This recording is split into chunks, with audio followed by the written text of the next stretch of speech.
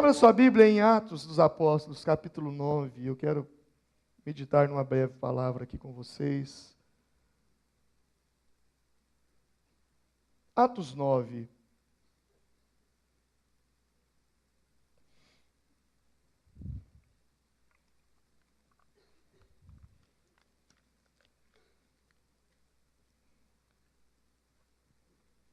Diz assim: Saulo, porém, respirando ainda ameaças e mortes contra os discípulos do Senhor, dirigiu-se ao sumo sacerdote e pediu-lhe cartas para Damasco, para as sinagogas, a fim de que, caso encontrasse alguns do caminho, não é no caminho, ok? Encontrasse alguns do caminho. Você sabe quem são estes do caminho?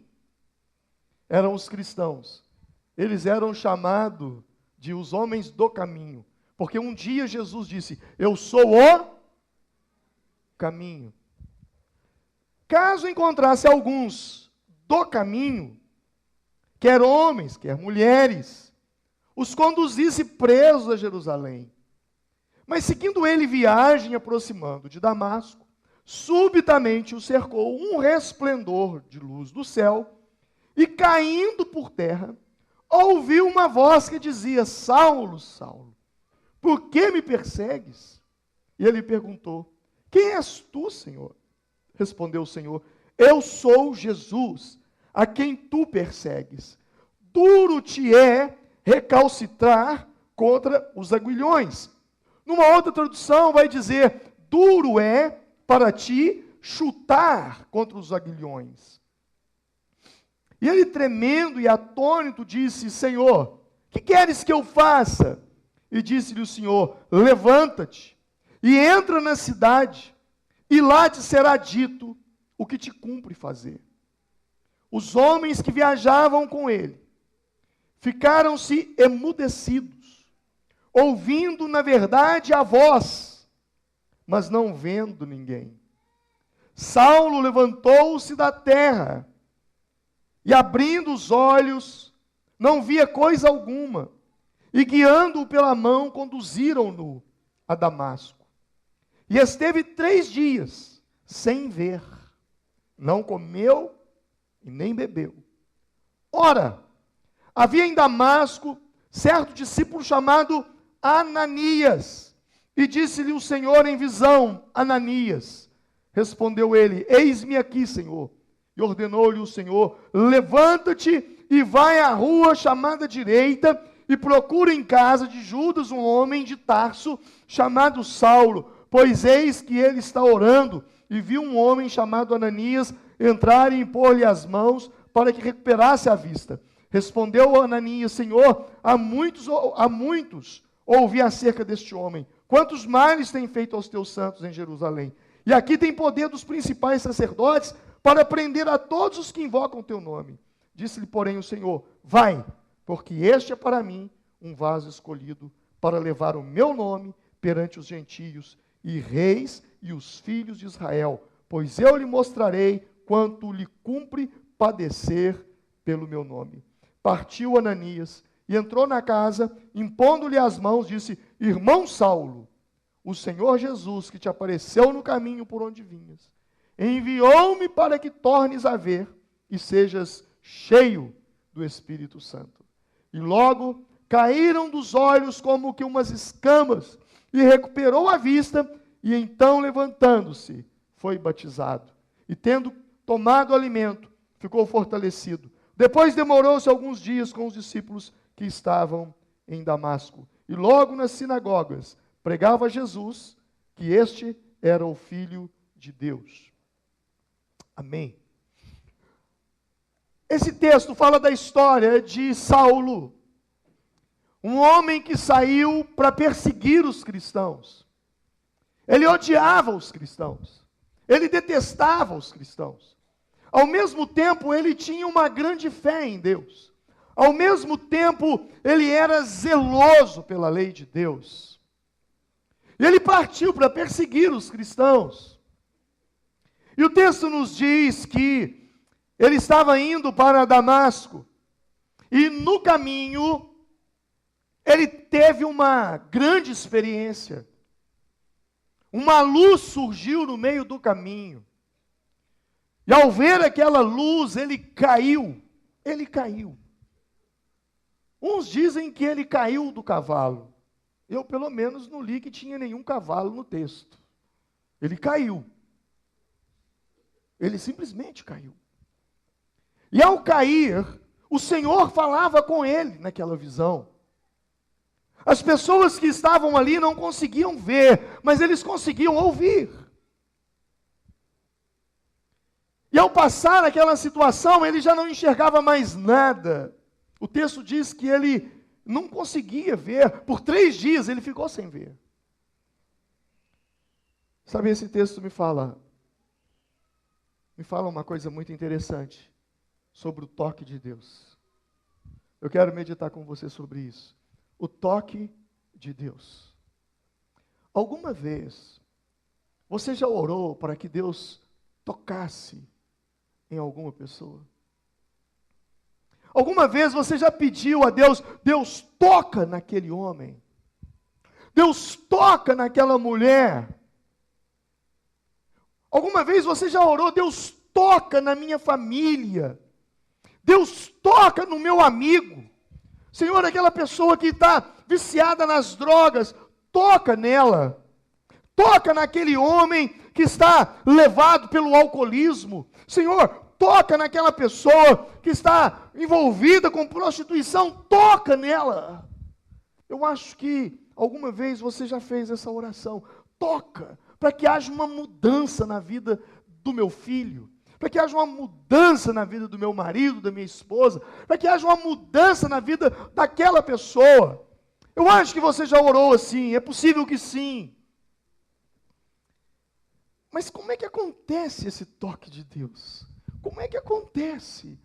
O seu desejo é que aquela pessoa pare de fumar, que aquela pessoa pare de beber bebida de álcool, que aquela pessoa seja liberta, que ela seja transformada, é que alguma coisa ocorra na vida daquela pessoa. Esse é o seu propósito. Mas o propósito de Deus, ele é mais profundo do que isso.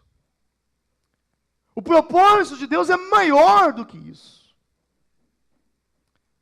E nós precisamos entender o propósito de Deus.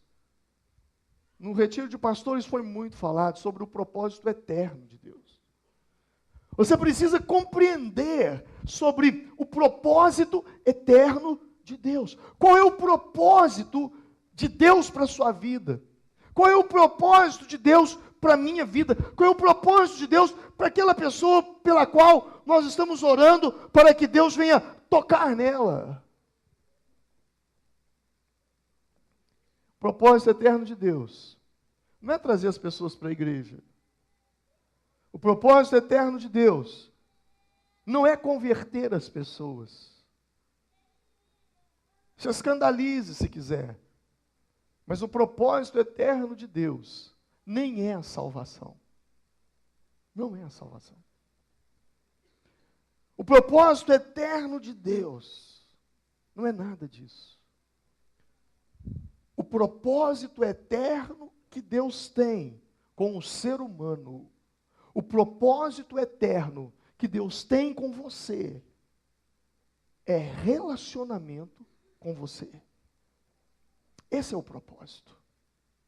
A salvação, a conversão, é um meio que Deus providenciou para que eu e você tivéssemos relacionamento com Ele. Porque não há como você ter relacionamento com Deus se você não é salvo. É como se fosse uma escada. Então aqui está a escada do crer, eu tenho fé, a escada da salvação, agora eu sou salvo, a escada da graça, a escada da conversão, a escada da transformação, mas o topo da escada é o relacionamento. A coisa mais importante para Deus não é só a salvação. A coisa mais importante para Deus é o seu relacionamento com Ele. Quem está entendendo? é se relacionar. Gênesis, quando Deus criou o homem, Deus não criou o homem para ser salvo, porque o homem já era salvo. A salvação foi uma resposta de Deus ao pecado do homem, quando Ele envia Jesus Cristo para nos salvar. O propósito eterno de Deus é comunhão, é relacionamento, é ser amigo. Em Gênesis, antes da queda do homem, Deus vinha no jardim para se relacionar com o homem. Deus tem desejo de se relacionar. Deus tem a necessidade de se relacionar com você, de se relacionar comigo. Deus criou os peixes, Deus criou as aves, Deus criou os animais, mas ao homem, a Bíblia diz que Deus o formou. E esse o formar dá a ideia de fazer artesanalmente, manualmente. E disse Deus: produza as águas, as aves e os peixes. E aconteceu. Produza a terra, os animais. E aconteceu. Mas Deus não disse que o homem exista. Não foi assim. Deus parou, foi lá, trabalhou o ser humano. E a Bíblia diz que Ele o fez, o homem, a sua imagem e a sua semelhança. Porque Deus queria se relacionar com o homem. Só que o homem trocou a relação pela religião. E aí, se alguém diz, eu tenho uma religião, eu estou com Deus. Mas não é isso. Não é uma religião, é um relacionamento. É ter relacionamento, é ter intimidade, é ter amizade, é ser amigo, é conversar, é ouvir. Esse é o propósito de Deus. O propósito de Deus é isso. Todas essas coisas às quais eu referi são uma mudança de rota na vida do homem, a transformação, a conversão, a salvação. Mas o único propósito disso é que nós estejamos com Ele, é que nós vivamos com Ele, é que nós tenhamos relacionamento com Ele.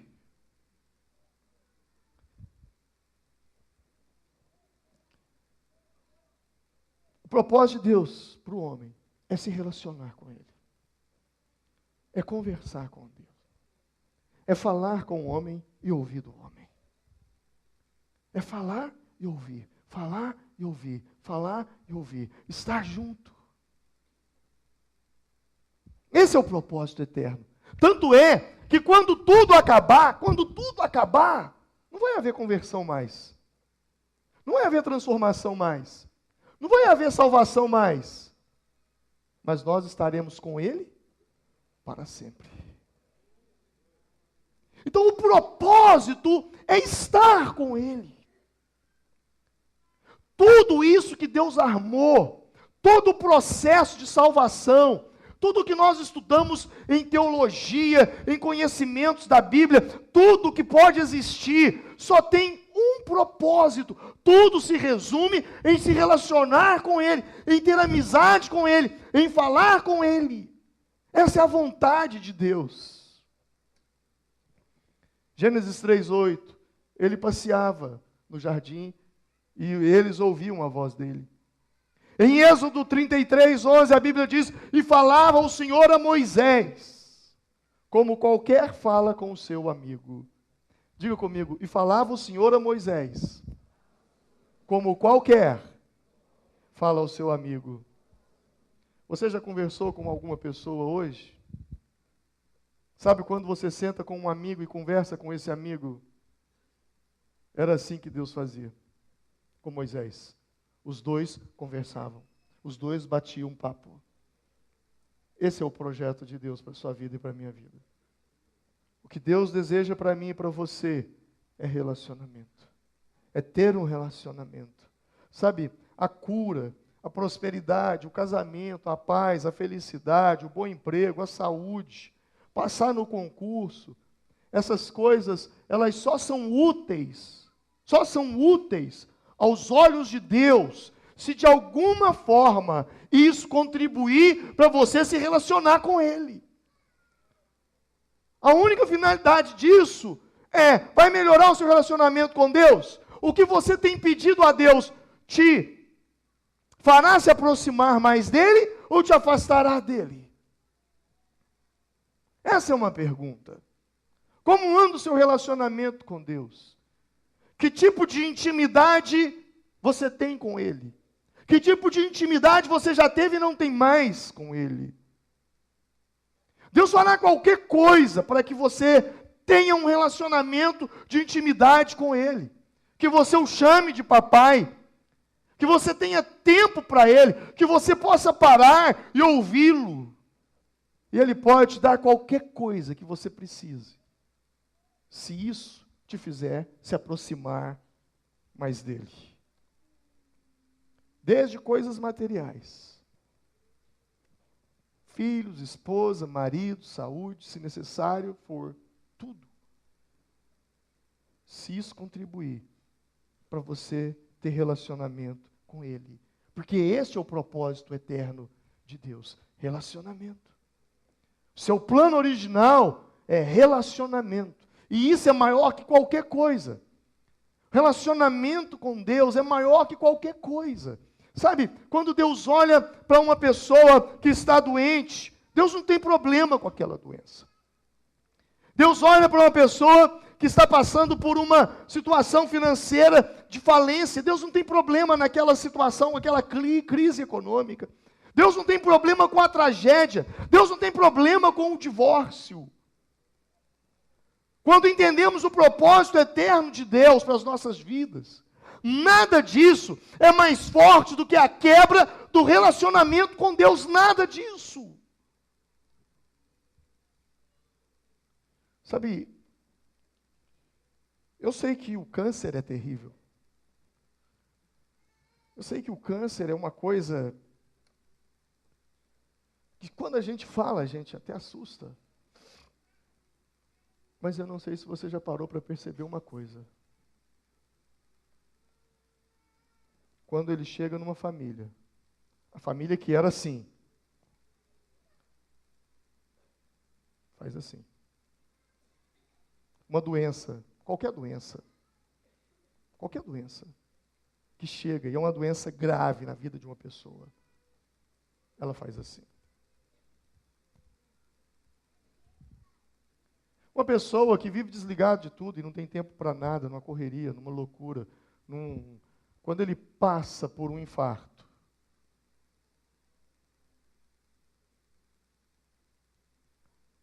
sobrevive a isso, ele jamais é o mesmo homem, jamais é a mesma mulher. Há uma mudança radical de vida. Ele passa a ter horário para almoçar, ele observa melhor a sua alimentação, ele passa a se tornar uma pessoa mais calma. Se deu, deu, se não deu, não deu. Será por que nós temos que passar por situações, às vezes, para que haja mudança de pensamento e mudança de comportamento e transformação na nossa vida? Sabe, quando nós entendemos o propósito eterno de Deus para as nossas vidas, nada disso é mais forte do que a quebra do relacionamento com Ele. Na verdade, o câncer verdadeiro não é aquele que enfraquece uma pessoa. O câncer verdadeiro é aquele que enfraquece o seu relacionamento com Deus e está te matando e você não percebe. Sabe, a falência verdadeira não é você ter perdido as coisas materiais, não, mas é você ter perdido o seu relacionamento que você teve com Deus e não tem mais. Tragédia não é aquela notícia que ocupa as páginas dos jornais. Não há nada mais trágico que uma pessoa que viveu para Deus e hoje vive para si. Pior do que o divórcio que arruina um casal e desfaz um casamento, é o divórcio que separa o homem de Deus. Porque tudo isso culmina num ponto, acabar com o relacionamento com Deus. Por isso, se tem uma coisa que você tem que se preocupar constantemente, que você não pode perder o foco na sua vida. Alguém diz, olha, eu tenho que ficar focado na minha salvação. Você não tem que ficar focado na sua salvação. Você tem que ficar focado no seu relacionamento com Deus. Isso sim é importante. Porque se você estiver bem com Deus, tudo. Jesus disse, buscar em primeiro lugar o reino de Deus e a sua justiça. E as demais coisas, elas vos serão acrescentadas. E aí a gente volta lá no texto. Quando Paulo estava indo para Damasco, a Bíblia nos diz ali então, que no meio do caminho, ele tem uma experiência, uma luz que o envolve naquele momento. E a Bíblia diz que ele viajava com alguns homens, e ele, ao ver aquele resplendor de luz do céu, ele cai por terra, e ele ouve uma voz que dizia, Saulo, Saulo, por que me persegues? Olha só que estranho. Quem és tu, Senhor? E o Senhor responde, eu sou a Jesus, a quem tu persegues. Duro é para ti chutar contra os aguilhões, recalcitrar contra os aguilhões. O que é isso que a Bíblia está dizendo? O que é um aguilhão? O que a palavra de Deus está dizendo aqui? Aguilhão é aquela ponta que nós chamamos de ferrão, que vai na vara do boiadeiro. É aquilo ali, ó. Aquilo ali é um aguilhão. Está na tela aí. Que o boiadeiro, quando ele quer conduzir o boi, o animal, ele quer conduzir o animal para a esquerda, e aí então o animal não quer ir, o animal é teimoso, o animal não vai. Sabe o que ele faz? O boiadeiro, então, ele pega aquela vara, e o que ele faz? Ele espeta, ou cutuca, né? A vara no animal.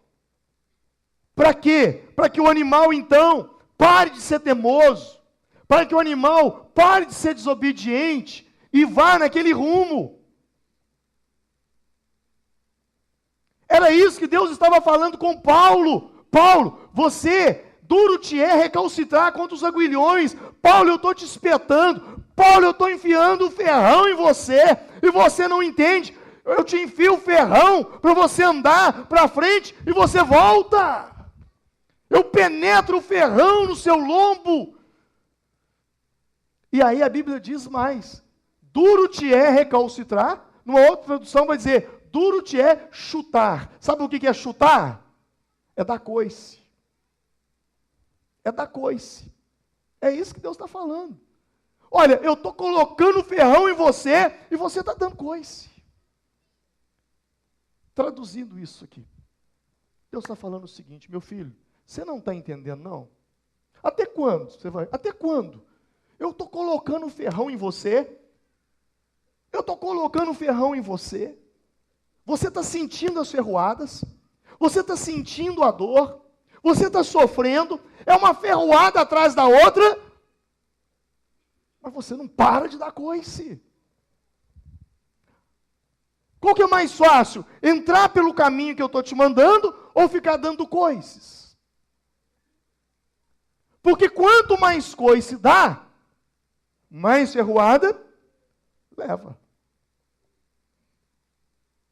Quantos aqui alguma vez já sentiu o aguilhão de Deus? Levanta a mão. Tem jeito de levantar os pés também? Sabe, e Deus está ali. Deus está ali, te ferroando, para tentar te mostrar que não é aqui, é por aqui. Que não é esse o rumo é esse. Que não é essa a decisão é essa. Que não é essa a atitude é essa. Primeiro, antes do ferrão, Deus fala. Não imagine Deus, quando quer te dizer alguma coisa, aí Deus fala assim, eu vou falar com o Alvin hoje, então deixa eu dar nele uma ferroada. Não, não é assim. Primeiro ele fala. Ele fala. Quando você para fazer isso que você fez aqui hoje, antes de eu começar a pregar. Quando você se desliga e vem para o lugar e passa a ver o que está acontecendo aqui ao entorno, além de paredes, de poltronas e pessoas, você tenta enxergar o mundo espiritual. Quando você entra nessa dimensão, no mundo da oração, coisas começam. É impossível não acontecer. Coisas começam a acontecer. Só que a gente não tem esse tempo. Ou melhor, a gente não quer abrir mão para esse tempo. E aí, tome ferroada. Ferrão um atrás do outro. Aonde Deus tem espetado o aguilhão dele em você e você não compreende? É na sua vida financeira? É na sua saúde? É na sua família? É nas suas finanças? Talvez você diz, pastor, mas sabe, Deus, será que Deus, essas coisas são importantes para Deus na minha vida? Deixa eu te falar, mais importante do que qualquer coisa, desde a sua saúde, até qualquer coisa que você julgue importante, nada é mais importante do que o seu relacionamento com Ele. Você foi criado para se relacionar com Ele. O propósito eterno é relacionamento com Ele. Tudo gira em torno disso. E Deus, às vezes, na ponta da vara, Deus permite esse ferrão ser o diabo. Você sabia disso? Deus permite o diabo entrar na nossa vida. Ele permite. Jó. Você conhece a história. Aconteceu um monte de problema, um monte de tragédia com Jó. Dezenas de coisas aconteceram com ele. Ele perdeu sua família, ele perdeu seus bens, ele perdeu sua esposa, ele perdeu sua riqueza, ele perdeu seu patrimônio. E por último, ele perdeu a saúde. E quem estava por detrás daquilo? Quem estava por detrás daquilo? O diabo. E quando Satanás saiu para tocar em Jó, Deus disse para ele, tudo que tens está em tua mão. Porém, não toca na alma dele. Na alma Deus não deixou tocar. Mas em tudo que ele tinha, Deus deixou tocar. E quando o aguilhão veio sobre Jó, destruiu tudo na vida de Jó, acabou com tudo na vida de Jó, não me pergunte a razão, eu não sei. Não me pergunte o motivo, eu não sei. Eu sei que quando nós partirmos desse mundo para a eternidade, eu quero sair correndo para encontrar com Jó, para me conversar sobre isso com ele lá. Vou ser o primeiro da fila. Jó, me responde. Mas uma coisa eu sei, que no final, o Jó que talvez, conjecturo eu, o Jó que talvez apenas servia a Deus pela lei, quem sabe, não sei. Há quem diga que esse livro foi escrito antes da lei. Não sei.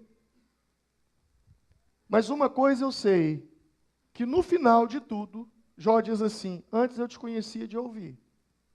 Agora, os meus próprios olhos te veem. Ou seja, o relacionamento entre Deus e Jó e Deus, se fortaleceu. Se fortaleceu. Depois do aguilhão de Deus em Jó, se fortaleceu. E é isso que eu e você precisamos entender. Porque às vezes, o que está acontecendo conosco é uma permissão de Deus. Sabe, irmãos, até o diabo, para agir, não tem gente que fala assim, eu tenho medo do diabo, eu tenho medo de Deus. Nessa situação, eu prefiro ter medo de Deus. Porque o diabo, para me tocar, ele precisa de permissão de Deus. E se eu te falar que muitas vezes Deus usa o diabo, você acredita? Na minha conversão mesmo, Deus usou o diabo para minha salvação. 3 meses, eu tomei uma decisão de servir a Jesus. Mas eu estava meio lá, meio cá. Eu lembro que eu fui pregar para os meus colegas numa festa, levei minha Bíblia e saí de lá tonto. Ao invés de eu pregar para eles, eles pregaram para mim. E me lembro mais que naqueles dias, uma pessoa chegou para mim e falou assim, você podia fazer uma oração por mim? Eu falei, eu? Não, eu não posso ainda não, porque eu estou começando a ler. Não, ora por mim, por favor. Eu fui orar. 7 demônios manifestou no corpo daquela pessoa. 7. Você imagina uma pessoa que está conhecendo a Bíblia há 3 meses, que ainda não tinha experiência de ir à igreja, que alguns dias atrás foi pregar, ficou tonto. Agora, eu tinha 2 opções, ou saía correndo, ou expulsava o demônio. E eu então fui fazer, falei, ô Jesus da Bíblia. E comecei a expulsar. E eu me lembro, quando o último saiu, ele virou para mim, e ele disse uma frase, que me ajudou demais. Essa aí eu devo ao diabo. Ele virou para mim e falou assim, o dia que você se desviar desse caminho desse seu Deus, eu te desgraço na primeira esquina. Eu falei, nunca mais. Estou firme até hoje, irmão. Na presença de Deus. Desde 88, servindo ao Senhor. Eu não tenho dúvida que Deus usou o diabo. Essa frase dele ecoa no meu ouvido até hoje. O dia que você sair do caminho desse teu Deus, eu te desgraço na primeira esquina. Firmaço com o Senhor. Quando eu sinto que a coisa está ficando, quando eu sinto que eu estou dando um probleminha, está abalando minha fé, aí vem aquela voz, quando você sair do caminho dele, eu te desgraço na esquina, eu já volto na mesma hora, meu irmão. Vamos orar, vamos jejuar, vamos buscar o Senhor, estamos firmes com o Senhor. Sabe, às vezes nós não entendemos esses aguilhões de Deus.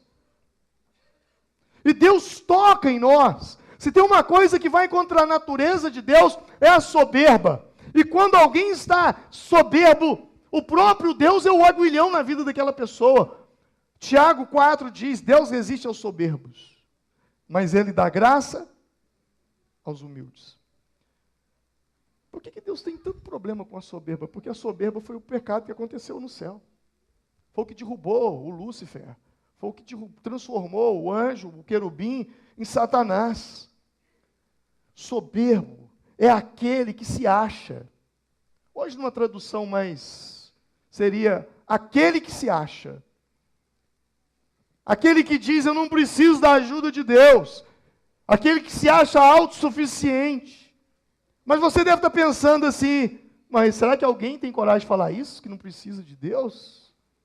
Às vezes não fala com a boca, mas fala com as atitudes.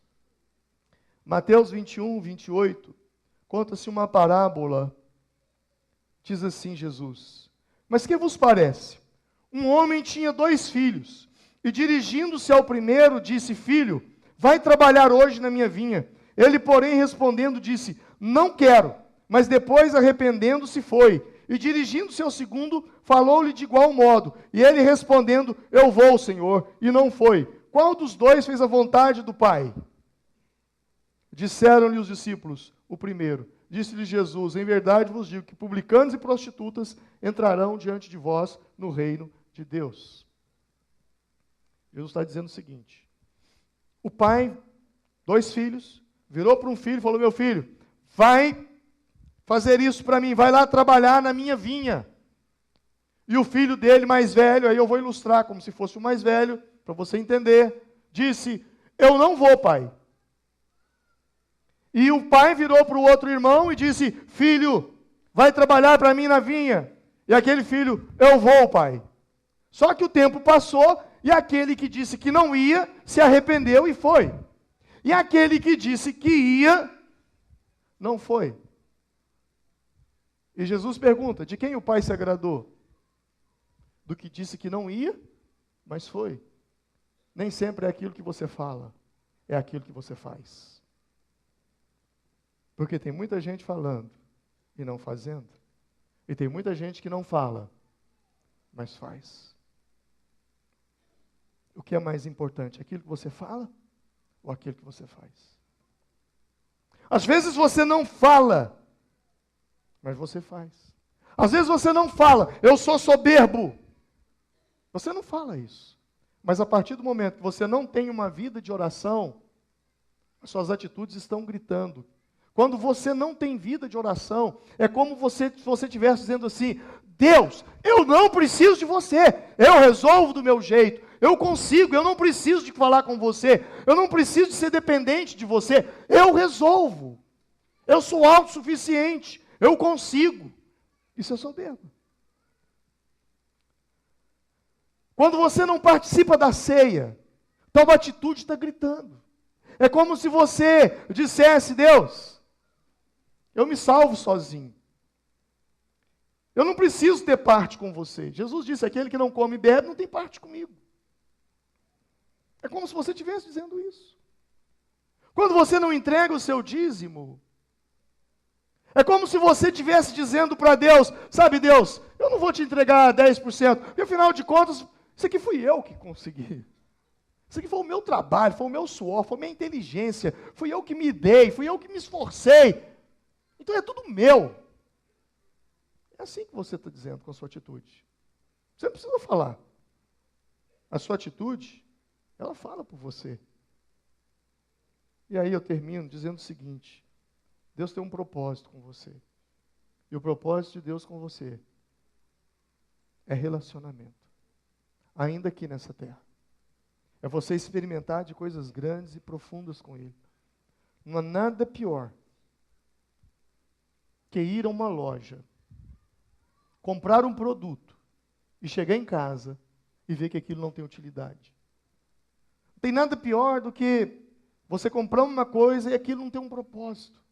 Não tem nada pior do que você comprar uma pilha, aquela pilha está descarregada. A lâmpada que você comprou queimada. O bujão sem gás. O chuveiro não esquenta. O controle remoto não desliga nem liga nada. E quando você compra uma TV que não tem imagem nenhuma?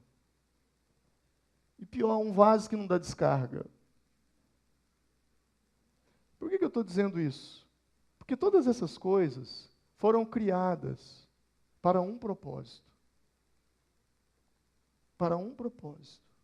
E quando elas não cumprem o propósito da sua criação, elas não têm sentido. Assim somos nós. Nós fomos criados para ter relacionamento com Deus. Relacionamento com Ele. Esse é o propósito de Deus para a nossa vida. E se nós não temos, ou cumprimos o propósito para o qual nós somos criados, não basta dizer eu sou evangélico, não basta dizer eu sou crente. Crente, até o diabo é. E às vezes é mais, porque a Bíblia diz que ele crê e estremece. Eu dei o exemplo da pilha, eu dei o exemplo do chuveiro, do controle. Jesus também pregou um dia dessa maneira que eu estou pregando. Só que ao invés dele falar de pilha, de chuveiro, de lâmpada, ele falou de sal. Ele falou de sal. Foi muito parecido com isso que eu estou falando. Ele falou assim: vós sois o sal da terra. E se o sal não salgar, se o sal for insípido, com que se há de salgar? Para nada mais presta, senão para lançar fora e ser pisado pelos homens. Deus te criou com o propósito de se relacionar com Ele. Se você não faz isso, você não presta para nada. Sua vida espiritual não vale nada. Frequentar uma igreja é perder tempo. Simplesmente perder tempo. Falar que tem uma Bíblia em casa é perder tempo. Qualquer atitude religiosa que não te leva a um relacionamento com Deus é perda de tempo. E mais cedo ou mais tarde, o ferrão vem. Porque Deus não desiste de você. O ferrão de Deus não é para te castigar. O ferrão de Deus é para te colocar no caminho. É para você se consertar, se endireitar. Esse é o propósito de Deus. Amém? Vamos nos colocar em pé.